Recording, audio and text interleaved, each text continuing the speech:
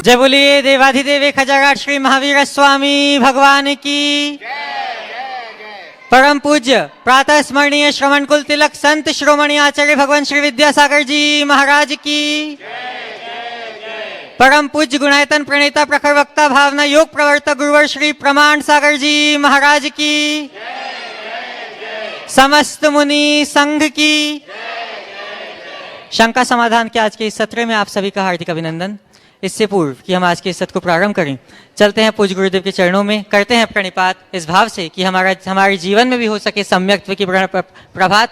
सभी लोग हाथ जोड़ेंगे, मस्तक झुकाएंगे और मेरे साथ बोलेंगे, हे गुरुदेव नमोस्तु नमोस्तु नमोस्तु।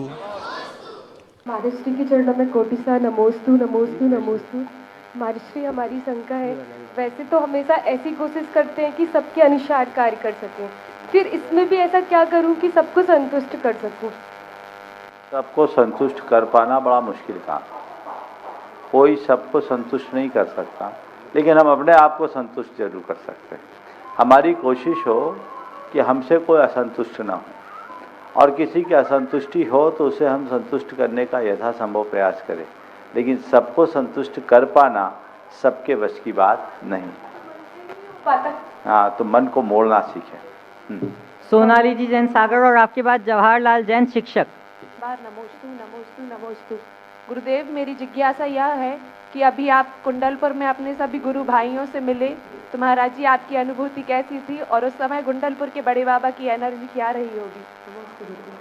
देखिए, सीधी बात है, जब अपनों से मिलते हैं तो स्वाभाविक अपनत्व तो मिलता है, और उससे होने वाली प्रसन्नता को शब्दों में बयान नहीं किया जा सकता। और हम लोग तो हमेशा एक दूसरे से मिलते रहे हैं समय समय पर, लेकिन इस बार का जो मिलन हुआ वो कई अर्थों में बहुत महत्वपूर्ण था, क्योंकि अभी तक इससे पहले जब कभी भी हम लोग ऐसा मिलते थे तो गुरुदेव की प्रत्यक्ष छाया थी। अब इस बार गुरुदेव के परोक्ष में हम लोग एक दूसरे से मिले, निश्चित ये एक अलग प्रकार की अनुभूति हुई, और हम लोग बहुत सारी ऊर्जा लेकर के जा रहे हैं उसी प्रेम, आत्मीयता, परस्परता, स्नेह संबंध को अपने जीवन की पूंजी बनाकर। जहाँ तक बड़े बाबा की एनर्जी की बात है, बड़े बाबा की एनर्जी हम नापने वाले नहीं हैं, लेकिन इतना तय है कि बड़े बाबा के चरणों में आने के बाद हम लोगों के पास अपार ऊर्जा भरी है, जो हम सबको शक्ति। अगले प्रश्न के लिए श्रीमान जवाहरलाल जी जैन शिक्षक और आपके बाद विद्या प्रशांत सर्वोदय महिला मंडल पटेरा से। मेरा आग्रह है कि जिसका नाम लिया जाए वो अपने स्थान पे पहले खड़े हो जाएं ताकि उन तक माइक पहुंच सके। विश्व के अनेक बुद्धिजीवियों ने अपने देश को बहुत विकास के मार्ग पर रहा है, और इतने शिखर पर पहुंच गए कि विश्व में उन देश जैसे देश नहीं है। लेकिन एक समय ऐसा आया कि वही बुद्धिजीवी देश आज एक दूसरों को समान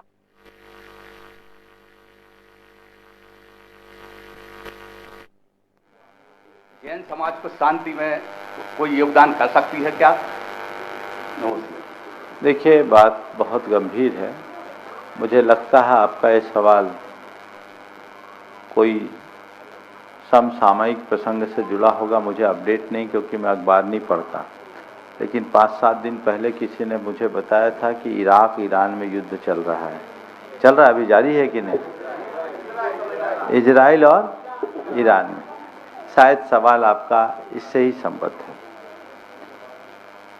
मुझे बात याद आ रही है अल्बर्ट आइंस्टीन की। अल्बर्ट आइंस्टीन ने जब एटॉमिक पावर का इन्वेंशन किया तो उसके बाद उनसे एक सवाल किया गया कि आपने ये इन्वेंशन क्यों किया? तो उन्होंने कहा, मानवता के कल्याण के लिए। सामने वाले ने दोबारा प्रश्न किया कि आपको पक्का भरोसा है कि इस पावर का उपयोग केवल निर्माण के कार्य में ही होगा?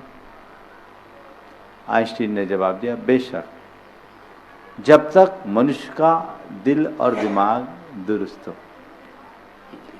मनुष्य का दिल और दिमाग दुरुस्त हो तो सब शक्तियों का उपयोग निर्माण में ही होगा। आज जो कुछ भी हो रहा है वो दिल और दिमाग के असंतुलन का कुफल है। बौद्धिक विकास के साथ जब तक हम भावनात्मक और आध्यात्मिक विकास नहीं करते तब तक इस तरह की परिस्थितियां हर युग में उत्पन्न होते रहेंगी। ये बहुत ही त्रासपूर्ण दौर है और हम सबको ऐसे दौर से मुक्ति की प्रार्थना करनी चाहिए, भावना भानी चाहिए और रोज एक ही भावना भानी चाहिए, मंगल मंगल होए जगत में सब मंगलमय हो, इस धरती के हर प्राणी का मन मंगलमय हो। ये भावना हम भा सकते हैं क्योंकि ऐसी जब शक्तियाँ हावी होती है तो इस तरह के उपद्रव प्रकट हो जाते। इससे पहले भी कुछ युद्ध हुए, हमें इन सब पर बहुत गंभीरता से भावना भाना चाहिए और सबके कल्याण की प्रार्थना करनी चाहिए। अगले प्रश्न के लिए विद्या प्रशांत सर्वोदय महिला मंडल पटेरा और आपके बाद अंकिता जी जैन पटेरा। नमोस्तु महाराज से, नमोस्तु नमोस्तु।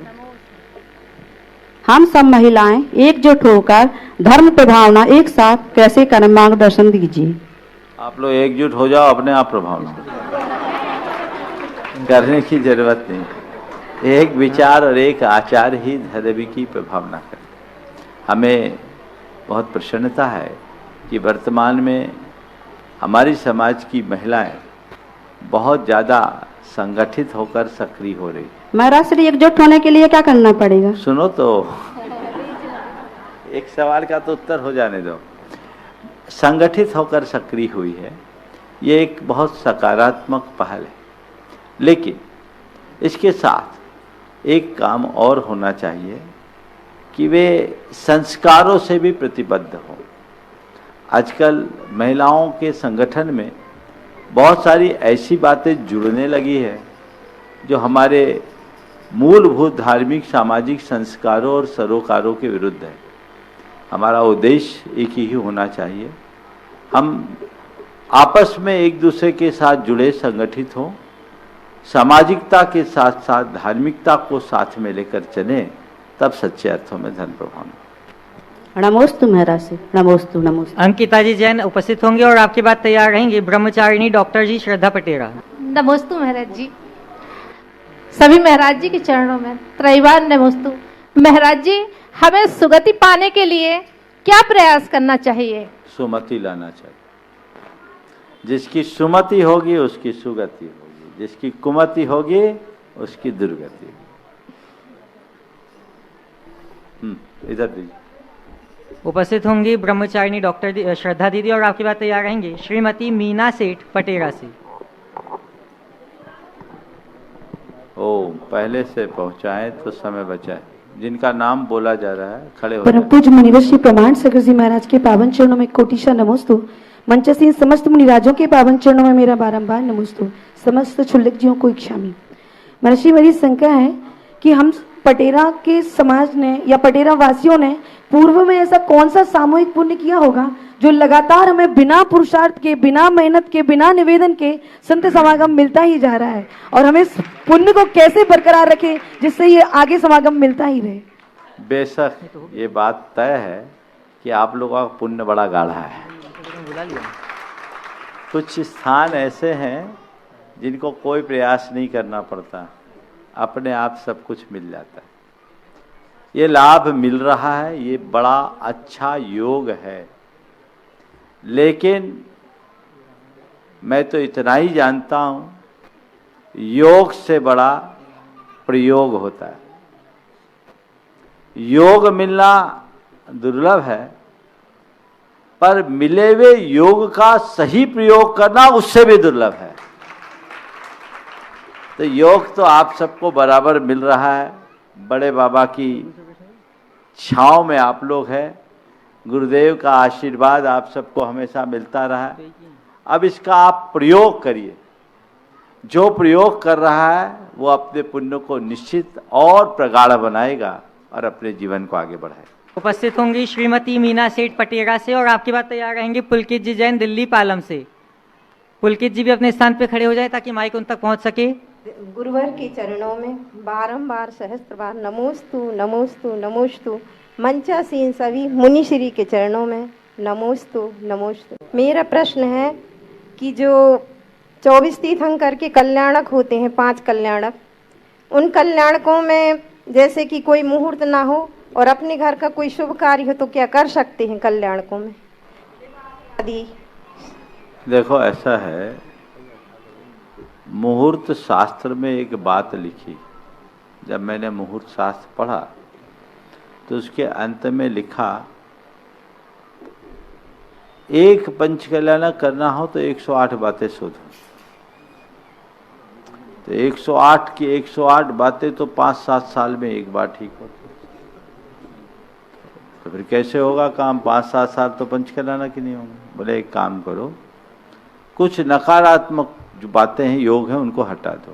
बोले वो भी नहीं हो रहा है, काम जरूरी है तो कुछ सकारात्मक जो पर्टिकुलर होना चाहिए वो हो जाए। बोले वो भी जरूरी नहीं। बोले बहुत ज्यादा जरूरी है काम करना है तो लग्न बल से कर लो। लग्न बल नहीं मिल रहा है तो क्या करो? बोला मनोबल से कर लो। तो ज्योतिष इतना फ्लेक्सिबल है, मनोबल से बड़ा कोई मुहूर्त नहीं होता। समझ गए? कुछ जगह तीर्थंकरों के कल्याणक की तिथियों को मुहूर्त के रूप में मान्य किया है। ज्योतिष शास्त्र के हिसाब से बात करें तो कल्याणक की तिथियों में लौकिक कार्यों के लिए नहीं, कल्याणक के कार्यों के लिए, धार्मिक कार्यों के लिए। लेकिन आजकल आप लोग कल्याणकों की तिथि को शादी विवाह का अबूझा मुहूर्त मान लेते हैं, और उसमें सबसे ज्यादा प्रभावित भगवान महावीर की जयंती होती। साल में एक ही तो 24 तीर्थंकरों की जयंती में एक ही जयंती आप लोग धूमधाम से मनाते हो, और उसको भी शादी विवाह में समर्पित कर देते हो। मैं आप सबको सलाह दूंगा, साल के 364 दिन आप जो करना है करो, कम से कम एक दिन तो भगवान महावीर के नाम सुरक्षित रखो। जिस गांव शहर में एक भी विवाह होता है, कम से कम 150-200 लोग उसमें सम्मिलित हो जाते हैं, तो वो उत्सव में कमी आ जाती है। इसलिए इनका ध्यान रखना चाहिए। पुलकित जी जैन पालम, और आपके बाद जयंती जैन मऊरानीपुर से। नहीं, जयंती जी अपना प्रश्न प्रस्तुत करेंगे और आपके बाद तैयार रहेंगी श्रीमती निधि बडकुल पटेरा से। ओम नमोस्तु महाराज जी, नमोस्तु नमोस्तु। महाराज जी, मेरा प्रश्न है कि वैसे आत्मा के प्रदेश तो पूरे शरीर में रहते हैं, लेकिन जब बेहोश करते हैं उस समय आत्मा के प्रदेश का वहाँ से कहीं अलग चले जाते हैं या फिर वहीं पर रहते? क्योंकि वहाँ पर उस समय ना तो दर्द का अनुभव होता है और ना ही कुछ हलन चलन होती है। तो मैं महाराज जी से देखो, बहुत अच्छा सवाल। आत्मा के प्रदेश तो पूरे शरीर में बेहोशी की हालत में भी रहते हैं। समझ गए? उसे सुन्न कर दिया जाता है एनेस्थीसिया के माध्यम से, तो केवल संवेदन नहीं होता। यदि प्रदेश ना हो तो उसमें रक्त संचार कैसे होता है? ब्लड सर्कुलेशन होता है कि नहीं होता है? तो रक्त संचार कौन कर रहा है? प्रदेश है। प्रदेश के साथ साथ वो हो रहा है, लेकिन उसकी अनुभूति नहीं। वो अनुभव ना होने के कारण हमको आभास नहीं होता। पर शून्य हुआ है, इसका मतलब प्रदेश संकुचित नहीं हुआ है, केवल उसका संवेदन नहीं। समझ? चलिए दीजिए श्रीमती निधि बडकुल पटेरा से, और आपके बाद तैयार हो रहेंगे गई। साक्षी जैन गड़ाकोटा। गुरुवर की शरणों में बारंबार नमोस्तु। गुरुवर, मेरी शंका यह है कि 6 ढाला में आया है कि मोक्ष मार्ग की प्रथम सीढ़ी सम्यक दर्शन है, और सम्यक दर्शन का स्वरूप क्या है, एवं पंचम काल में सम्यक दर्शन प्राप्त हो सकता है? बहुत अच्छी बात। मोक्ष मार्ग की पहली सीढ़ी सम्यक दर्शन। आपने पूछा सम्यक दर्शन का क्या स्वरूप है। सम्यक दर्शन की सबसे पहली भूमिका वीतराग, सच्चे देव शास्त्र गुरु के प्रति प्रगाढ़ श्रद्धा। अगर ये श्रद्धान नहीं तो सम्यक दर्शन की कोई भूमिका नहीं। जिसके हृदय में ऐसा श्रद्धान होता है उसे आत्मा अनात्मा का ज्ञान हो जाता है, जिसे भेद विज्ञान भी कहते हैं। तो भेद विज्ञान सम्यक दर्शन का दूसरा लक्षण है। भेद विज्ञानी जीव तत्व का श्रद्धानी होता है, उसे आपा पर का ज्ञान होता है, उसका सच्चा श्रद्धान होता है। तत्व श्रद्धान भी सम्यक दर्शन का एक लक्षण है, और इसी के बल पर उसे अपनी आत्मा की अनुभूति होती है। वह सम्यक दर्शन का परम रूप होता है। आपने पूछा पंचम काल में भी सम्यक दर्शन हो सकता है। न केवल सम्यक दर्शन अपितु रत्नत्रय हो सकता है। सम्यक दर्शन, ज्ञान, चरित्र तीनों हो सकता है। इससे मोक्ष मार्ग पुष्ट होता है। साक्षी जी उपस्थित होंगे और आपकी बात तैयार रहेंगे। रजनी जैन, रहली, पटनागंज। नहीं है, पता नहीं। हर शंका का सटीक समाधान करने वाले महराश्री के चरणों में त्रिवार नमोस्तु नमोस्तु नमोस्तु। महराश्री, कुगुरु, कुदेव और कुधर्म हम छहडाला में पढ़ाते हैं। कई बार बच्चे पूछते हैं कि इनका हमारे जीवन का आशय समझ गया। कुगुरु, कुदेव, कुधर्म क्या है? दरअसल हम मोक्ष मार्ग के अनुयायी हैं। तो जो हमारे मोक्ष मार्ग को पुष्ट करे,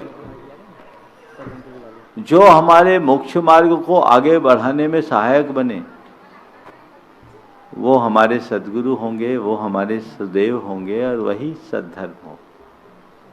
जिससे हमारा मोक्ष मार्ग बाधित होता हो, जो संसार को बढ़ाता हो, जो हमें पाप में रमाता हो, उसे हम सद्गुरु, सुदेव और सद्धर्म कैसे कह सकते? इसलिए उसे कुगुरु, कुदेव और कुधर्म के रूप में कहा। मूल रूप से जो हमारे प्रयोजन में सहायक है वो आलंबन योग्य है, और जो प्रयोजन में बाधक है उसे दूर करना। रजनी जी अपना प्रश्न प्रस्तुत करेंगे और आपकी बात तैयार रहेंगे। कवि धन्य कुमार जैन, पटेरा से। श्री के चरणों में नमोस्तु नमोस्तु नमोस्तु।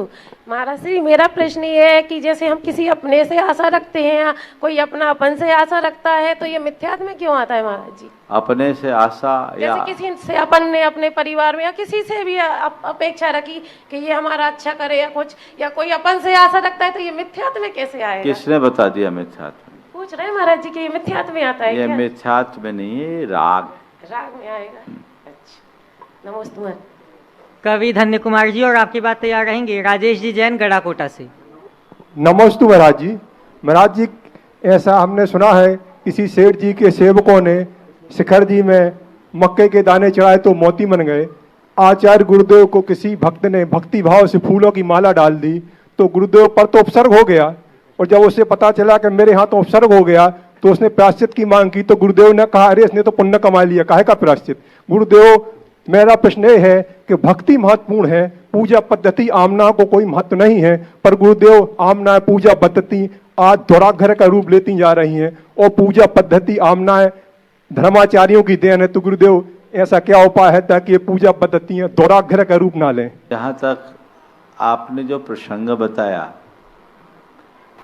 समेत शिखर जी वाला, वो तो बिल्कुल ख्यात है, पर गुरुदेव के साथ जोड़कर जो आपने प्रसंग बताया, मेरे ख्याल से, मेरी जानकारी के अनुसार ऐसा कहीं ऐसा कहीं घटित नहीं हुआ। मुझे तो याद नहीं है, आप लोगों को याद है? मेरे ख्याल से गुरुदेव के गले में आज तक किसी ने कोई माला नहीं डाली।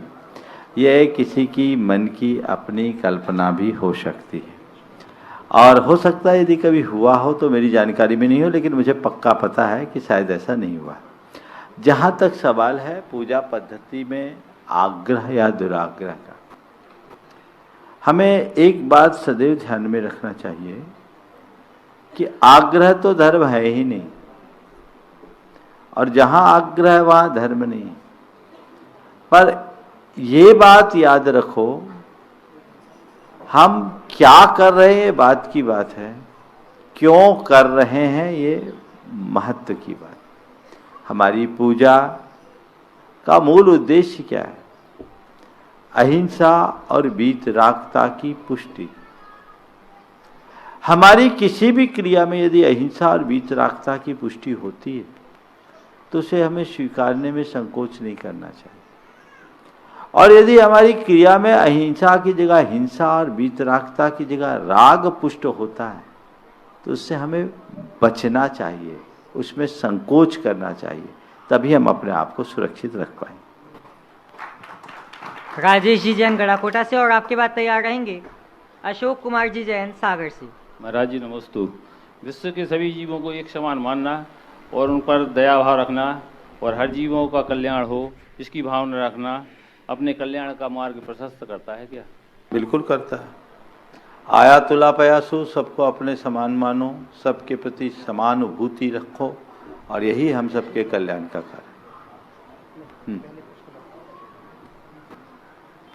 अशोक कुमार जी अपना प्रश्न प्रस्तुत करेंगे और आपकी बात तैयार रहेंगे। अंकिता पटेरा। परम पूज्य गुरुदेव के श्री चरणों में कोटि कोटि नमोस्तु नमोस्तु नमोस्तु।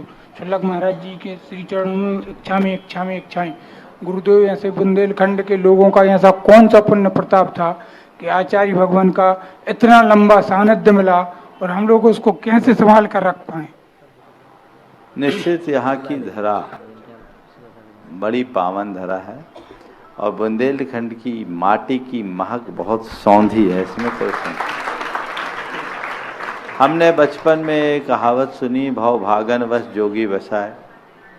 गुरुदेव का ये सानिध्य है, इस धरा को मिला, ये यहाँ के निवासियों के प्रबल पुण्य का योग है। आपने पूछा हम उसको कैसे सार्थक बनाएं, इसका एक ही उपाय है, गुरुदेव ने जो हमें मार्ग दिखाया, जो दिशा और दृष्टि दी, उसे अपनाते चले। तो गुरुदेव अंकिता जी पटेरा और आपके बाद आरव जी जैन। महाराज श्री जी के चरणों में बारंबार नमोस्तु नमोस्तु नमोस्तु। महाराज श्री जी, मेरी जिज्ञासा है, व्यापक कौन, गुरु या गुरुवाणी? ये गुरु जी का ही को है। ऐसा हम क्या करें जो गुरु जी को व्यापक बना सके? व्यापक कौन, गुरु गुरुवाणी या गुरुवाणी?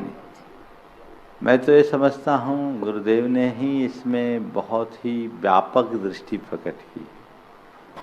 गुरु से ज़्यादा महत्वपूर्ण गुरुवाणी। गुरु की एक सीमा है, गुरुवाणी असीम है। और गुरुवाणी को यदि हमने स्वीकार नहीं किया तो गुरु को भी स्वीकार नहीं कर पाएंगे। इसलिए जिन्हें भी गुरु की शरण मिली है उन्हें गुरुवाणी का पूर्ण ध्यान रखें। नमस्ते महाराज जी। महाराज जी को नमस्तु नमस्तु नमस्तु। छलक महाराज जी को इच्छामी। माता जी को बंदामी। महाराज जी, मेरी जिज्ञासा ये है कि वर्तमान के मुनियों को अवधि ज्ञान होता है क्या? आगम के अनुसार अवधि ज्ञान का निषेध तो नहीं। पंचम काल के आखिरी जो भी अंगज मुनि होंगे उनको भी अवधि ज्ञान होगा, लेकिन वर्तमान में ऐसे कोई अवधि ज्ञान का उदाहरण देखने को नहीं मिलता। नमस्कार। अरिहंत जी जैन बिट्टू पूरी बिहार टीम के साथ, और आपके बाद तैयार रहेंगे मनोज जी जैन कटनी। बिहार टीम का शरद जगह कम पड़ जाएगी। ठीक है महाराज श्री। हाँ, दो में हो जाएंगे। चलिए आधे चलिए खड़े हो जाओ। महाराज श्री के चरणों में त्रिबार नमोस्तु नमोस्तु नमोस्तु। छुल्लक महाराज जी के चरणों में इच्छामी, माता जी के चरणों में वंदामी। महाराज श्री, स्वाभिमान जब अभिमान में परिवर्तित हो जाता है तो ये विनाश का कारण बनता है। ये स्थिति निर्मित होने में ज़्यादा वक्त भी नहीं लगता और आदमी अक्सर इस परिस्थिति से अनजान बना रहता है। तो महाराज श्री, मेरा प्रश्न आपसे ये है कि ऐसा क्या करें कि ये स्थिति निर्मित ना हो? कृपया मार्गदर्शन दीजिए। देखिए, स्वाभिमान को अभिमान में बदलते देर नहीं लगती और ये बात सही है कि अभिमान पतन का कारण। इस बात को समझते हुए मनुष्य को चाहिए कि वो हर पल अपने मान को कम करने का प्रयास करे, विनम्रता को अपने जीवन का आदर्श माने। और सबसे बड़ी बात, कई बार तो स्वाभिमान और अभिमान की भेद रेखा को भी लोग भूल जाते हैं। स्वाभिमान और अभिमान की भेद रेखा को लोग भूल जाते हैं और प्रायः अभिमान को ही स्वाभिमान मानने की भूल कर बैठते हैं। एक बात ध्यान रखना, जब तक तुम्हारे हृदय में सम्मान की चाह है वो अभिमानी है। स्वाभिमान में सम्मान की चाह नहीं होती। 3 दिन पहले मैंने इस पर विस्तार से बात की है, इससे इसको ध्यान में रखकर चलना चाहिए। नमोस्तु महाराज।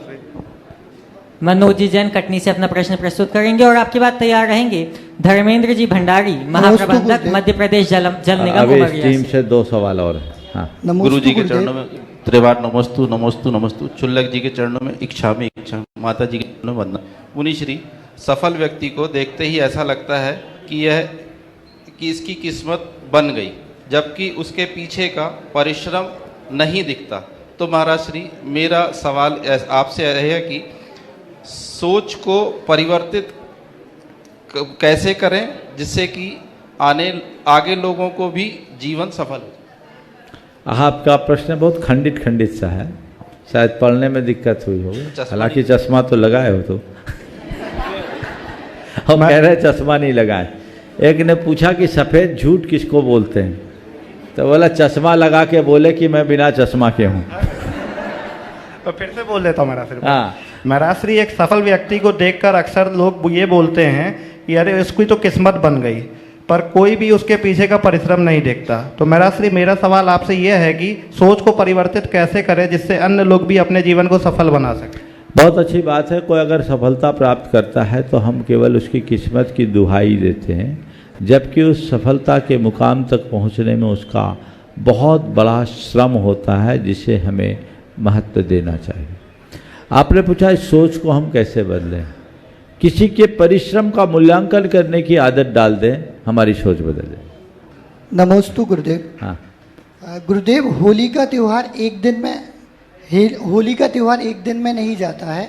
मतलब रंग यदि लग जाए तो कुछ दिन बाद जाता है, पर यदि रंगों की महक अपने व्यक्तित्व में लाना हो तो ऐसा क्या करें कि एक दिन में किया गया कार्य अनेक दिन तक जाना जाए।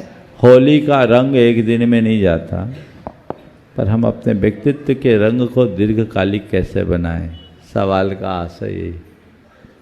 देखिए, होली का रंग आरोपित होता है, गाहे बगाहे चला जाता है, दिन 2 दिन 4 दिन 8 दिन लगेगा। जो भी आरोपित होगा वो टिकेगा नहीं। लेकिन व्यक्तित्व का रंग जो होता है वो आरोपित नहीं, अंतरंग से निश्चित होता है। और वो यदि उस व्यक्ति के व्यक्तित्व का अंतरंग अंग है तो उसकी आभा पूरे जीवन बनी रहती है, उसे कभी खंडित और विखंडित नहीं किया जा सकता। इसलिए हम अपने व्यक्तित्व को इतना दमदार बनाएं कि उसकी चमक सबको चमत्कृत करते रहे।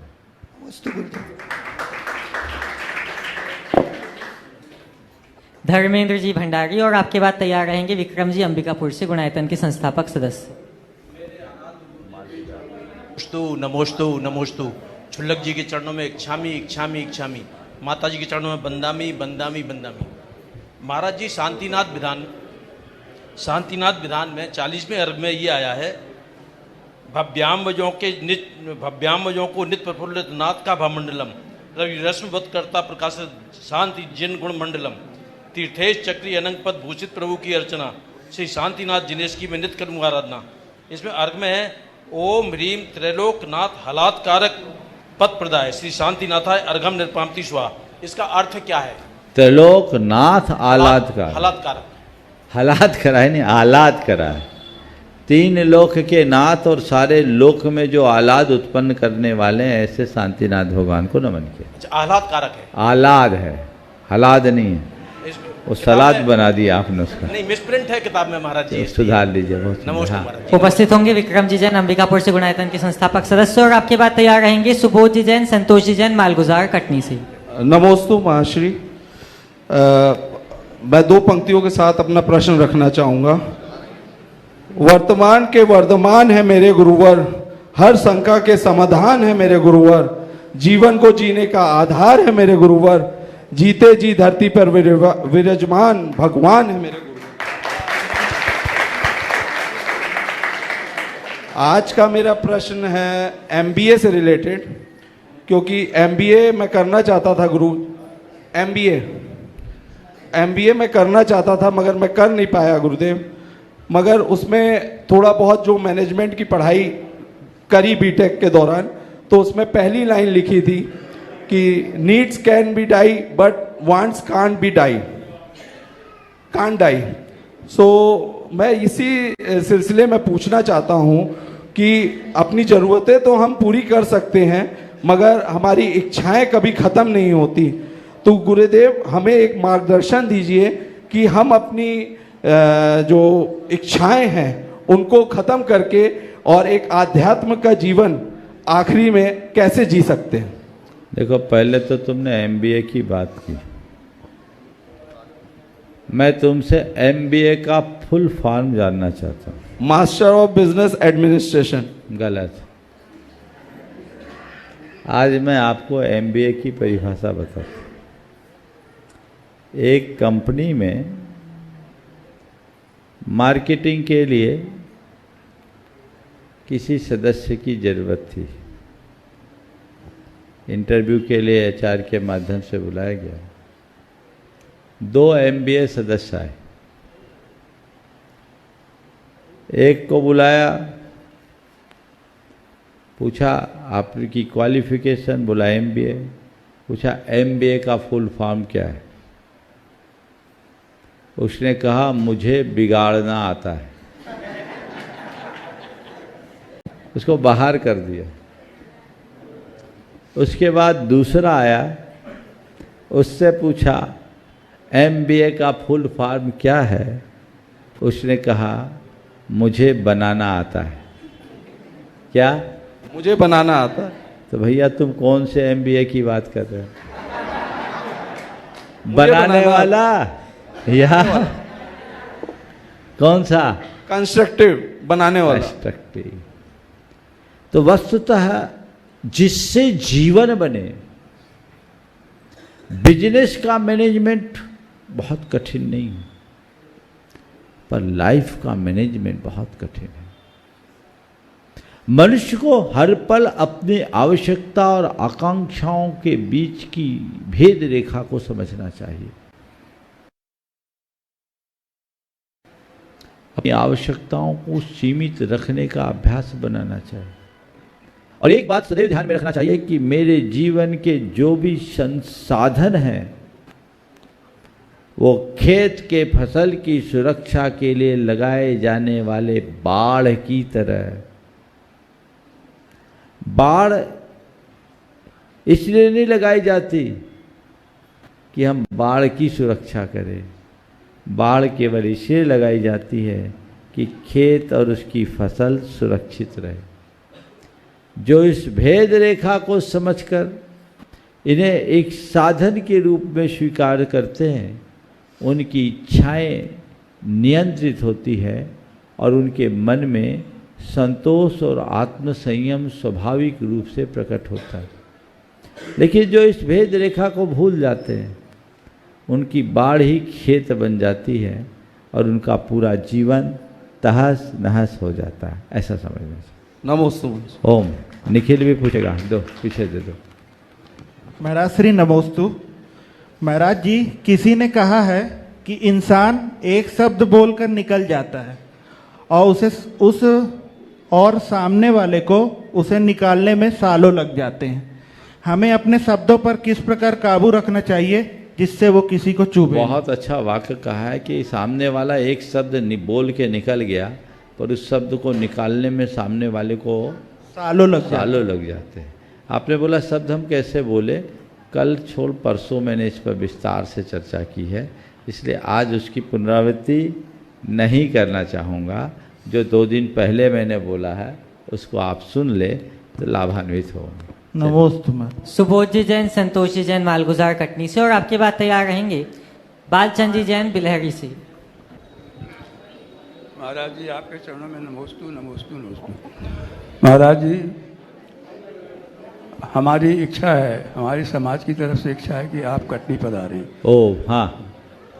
अच्छे कर्म जो आते हैं उसके परमाणु अलग होते हैं, बुरे कर्म जो आते हैं उनके परमाणु अलग होते हैं। क्या अच्छे बुरे कर्मों के परमाणु जो हैं अलग अलग होते हैं या एक से होते हैं? बहुत सुंदर। यही मेरा पूछने का इसके उनको अलग परमाणु जो होते हैं वो परिवर्तित होकर के आते हैं क्या? बहुत सुंदर। देखिए, पहले तो मैं चाहूँगा एक बार इनका जोरदार अभिनंदन कर दो। ये वयोवृद्ध समाज के वरिष्ठ सेवी रहे, इनने अपना पूरा जीवन समाज सेवा में लगाया है और आज इसी अनुरागवश यहाँ तक आए। पहले तो मैं आशीर्वाद देता हूँ कि ऐसी मजबूत बने रहो आखिरी तक जोड़ी। आपने पूछा अच्छे कर्म और बुरे कर्म के परमाणु अलग अलग होते हैं क्या? बिल्कुल अलग अलग होते हैं। धवला में 13वीं पुस्तक में दोनों प्रकार के परमाणुओं के स्पर्श रस गंध वर्ण का उल्लेख है।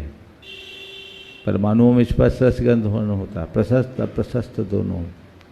तो अच्छे कर्म में जो परमाणु आते हैं तभी तो उनकी प्रकृति और अनुभाग वैसा बनता है, वो अलग जाति के होते हैं, और बुरे कर्मों के अलग जाति के होते हैं। शास्त्रों में एक प्रतीकात्मक उदाहरण दिया है।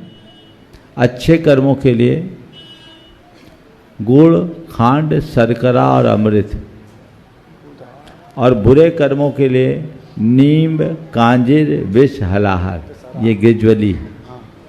तो माने गुड़ से मीठा खांड होता है, खांड से ज़्यादा शक्कर और शक्कर से ज़्यादा अमृत। नीम से ज़्यादा कड़वी कांजिर, कांजिर से करंज, और करंज से ज़्यादा कड़वी विष, और विष से ज़्यादा कड़वी हलाहर। तो उसमें वर्णन दिया है अच्छे बुरे कर्म की अपनी तासीर होती है। अब रहा सवाल, क्या अच्छे कर्म बुरे कर्म में परिवर्तित हो सकते हैं? तो ये परिवर्तन संभव है, उसमें कोई बाधा नहीं। इसी को संक्रमण बोलते हैं। निमित्त नैमित्तिक संबंध होता है, परिवर्तित हो सकते हैं। महाराज जी मेरा प्रश्न है, मैं कटनी से, महाराज जी मेरा कांच मंदिर का जीर्णोद्धार हो रहा है, कांच मंदिर नव निर्माण करवा रहे हैं, मंदिर दूसरी जगह शिफ्ट किया है। महाराज जी मेरा आपसे अनुरोध है, कटनी चरण पढ़ें और हमारे ध्यान देखें। महाराज जी मेरा एक प्रश्न है कि मंदिर निर्माण में क्या वास्तु का महत्व होता है? क्या घरों में तो रहता है, क्या मंदिर के निर्माण में भी वास्तु आवश्यकता रहती है? अगर मंदिर आप बना रहे हैं, मंदिर के शास्त्र के अनुरूप बनाओगे तभी मंदिर का सच्चा फल मिलेगा। अच्छा। मंदिर के जो शिल्प शास्त्र हैं उनकी उपेक्षा नहीं करनी चाहिए, उसको देख करके ही बनाने का प्रयत्न करना चाहिए। नया मंदिर बनाए तो इन सब चीज़ों को ध्यान रखें। अच्छा। पुराने की बात है तो बन गया, उसमें दिमाग मत लगाओ। अच्छा। और जब नया बनाए तो पूरी विधि पूर्वक बनाए, ताकि किसी प्रकार की कमी ना हो, उसमें पूर्ण ऊर्जा मिले और उसकी रिद्धि सिद्धि से हम अपने आप को लाभान्वित कर सकें। महाराज जी आपके चरण कटनी में पधारे हैं। अतिशय क्षेत्र बिलहरी से पधारे सभी लोगों के साथ बालचंद जी जैन बल्लू, और आपके साथ आपके बाद तैयार रहेंगे साक्षी जी जैन उमरिया से।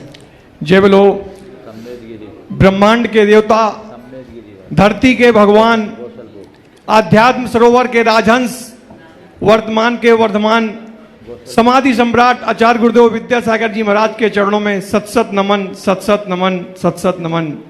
पूज्य गुरुदेव के चरणों में बारंबार नमोस्तु नमोस्तु नमोस्तु। महाराज श्री पूरी अक्षय छेद बिलहरी ऐसा क्या पुरुषार्थ करे कि इस वर्ष का चातुर्मास आपका अक्षय छेद बिलहरी की पावन धरा पर हो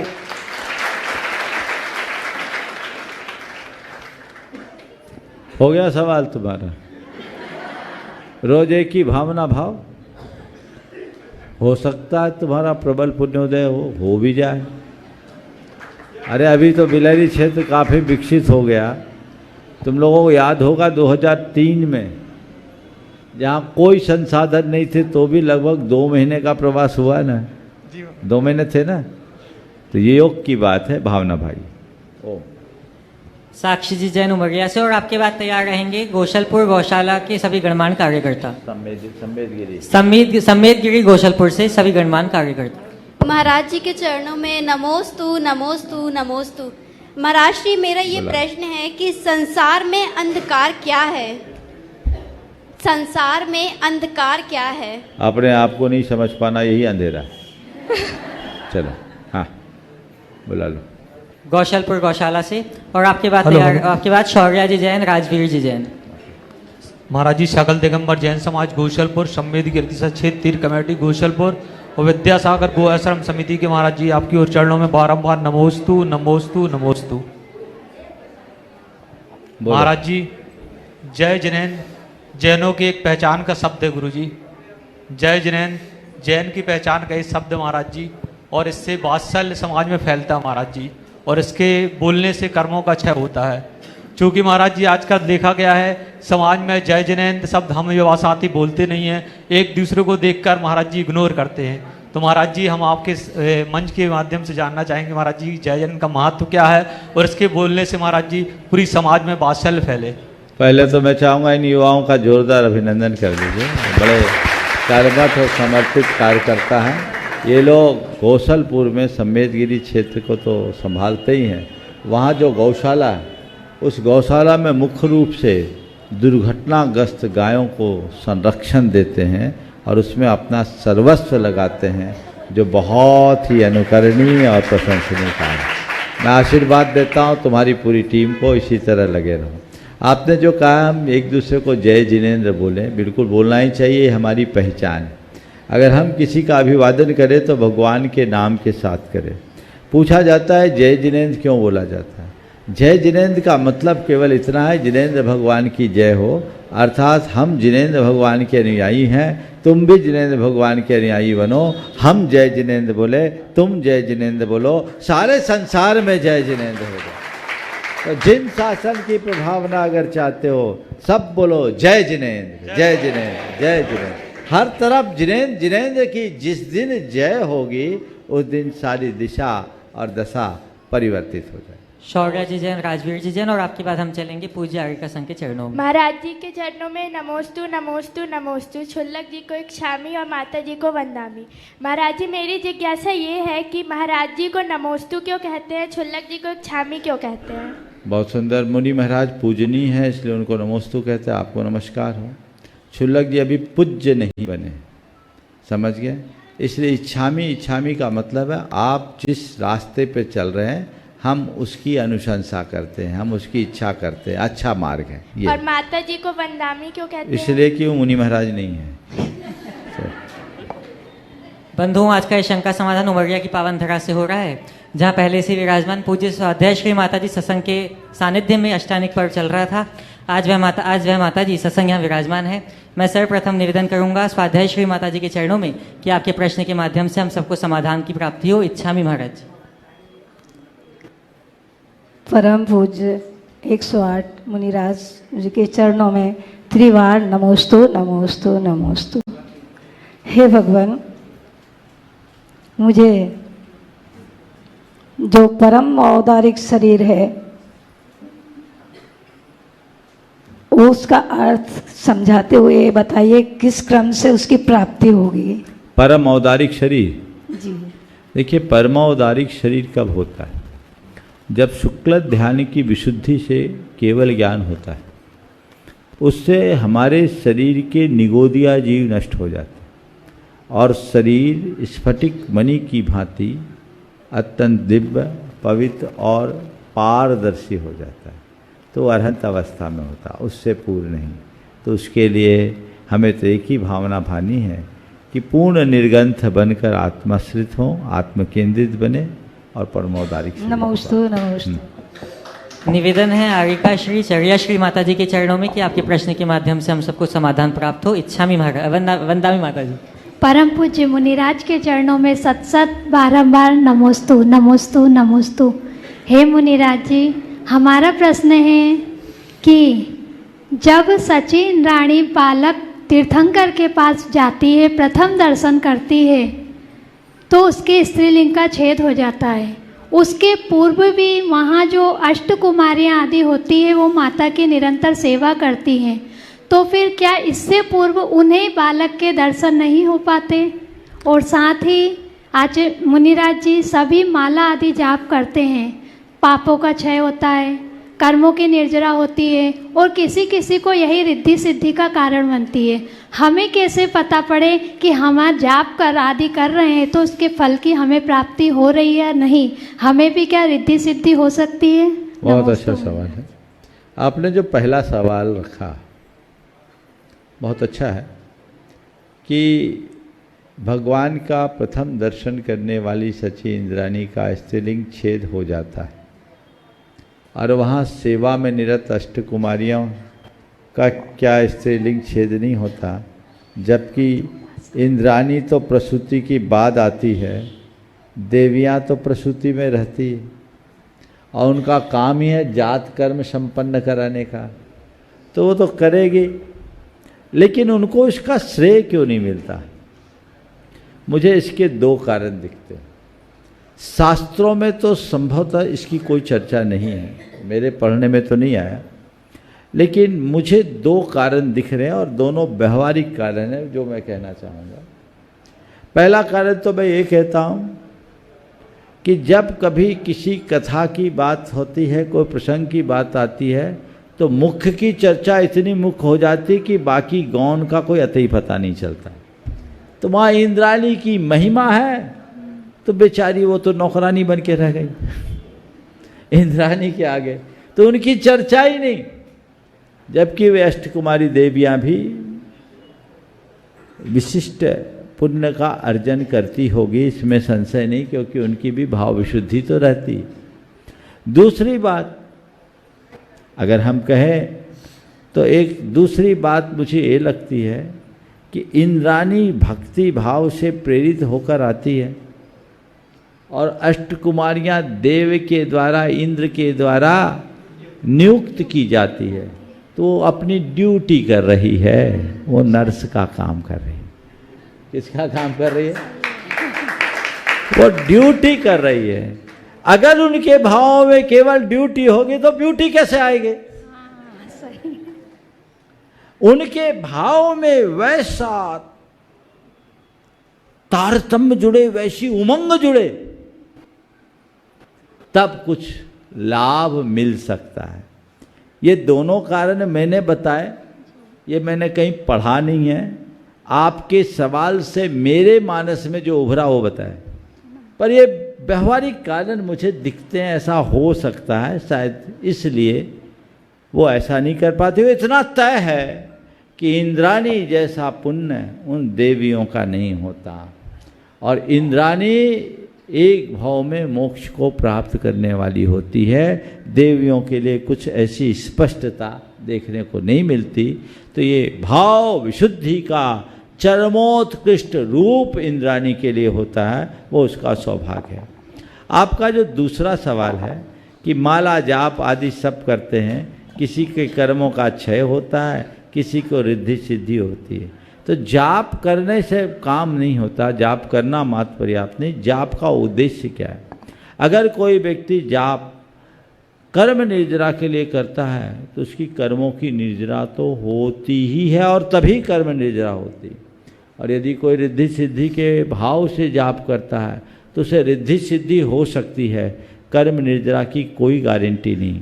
रावण ने बहुरूपनी विद्या सिद्ध करने के लिए जो एकाग्रता और तन्मयता दिखाई शांतिनाथ भगवान के जिनालय में, वो असाधारण है।